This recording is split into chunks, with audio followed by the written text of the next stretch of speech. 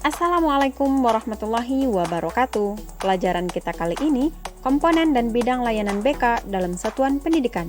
Oleh kelompok 5, Dita Rosanti, Endah Abdillah, Husnul Hatimah.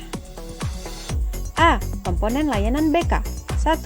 Layanan dasar bimbingan konseling adalah sebagai proses pemberian bantuan kepada semua siswa melalui kegiatan-kegiatan secara klasikal atau kelompok yang disajikan secara sistematis dalam rangka membantu perkembangan dirinya secara optimal.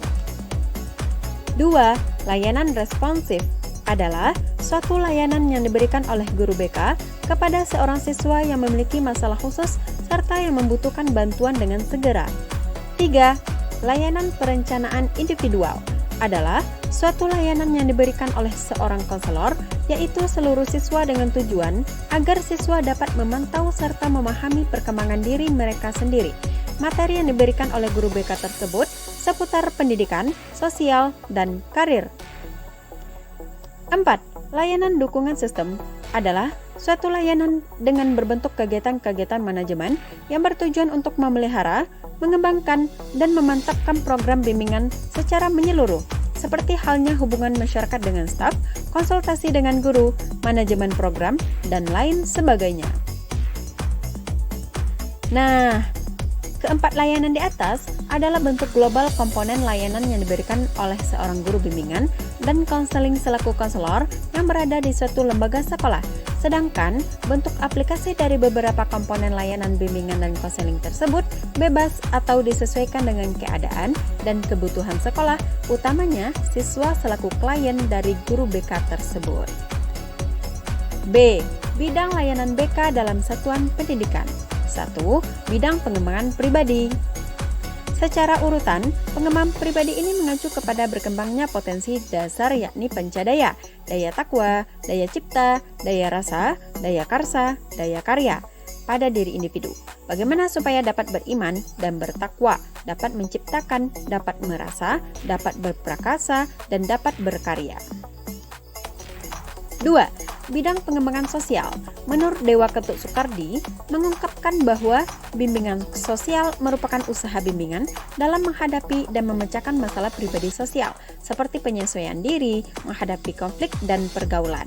Sedangkan menurut pendapat Abu Ahmadi, mengatakan bahwa bimbingan sosial adalah seperangkat usaha bantuan kepada peserta didik agar dapat menghadapi sendiri masalah-masalah pribadi dan sosial yang dialaminya, mengadakan penyesuaian diri dan pribadi dan sosial, memilih kelompok sosial, memilih jenis-jenis kegiatan sosial, dan kegiatan rekreatif yang bernilai guna, serta berdaya upaya sendiri dalam memecahkan masalah-masalah pribadi, rekreasi, dan sosial yang dialaminya.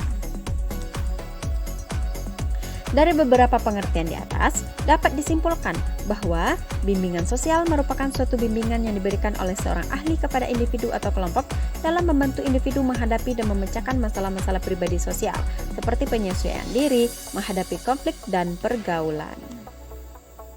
3. Bidang pengembangan kegiatan belajar. Bidang ini lebih terfokus pada bagaimana individu melakukan kegiatan belajar.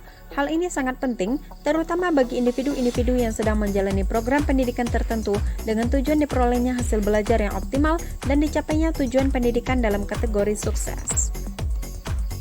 4. Bidang pengembangan karir.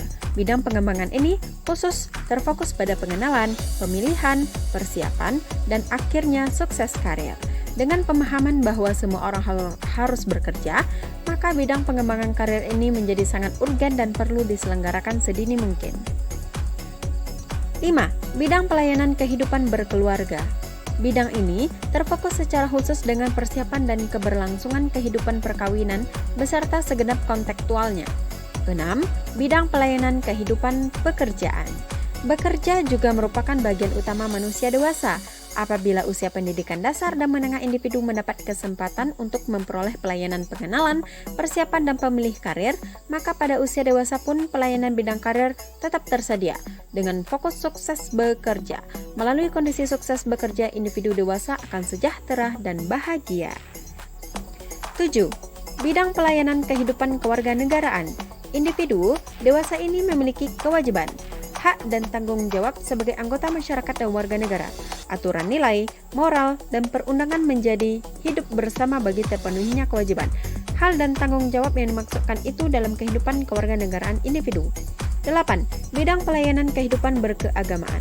Kehidupan beragama tidak hanya sekedar menampilkan nuansa spiritual dan atau ritual keagamaan dalam kehidupan, melainkan sepenuhnya mendasari aktivitas individu dalam semua bidang, bahkan sampai menjangkau kehidupan di akhirat.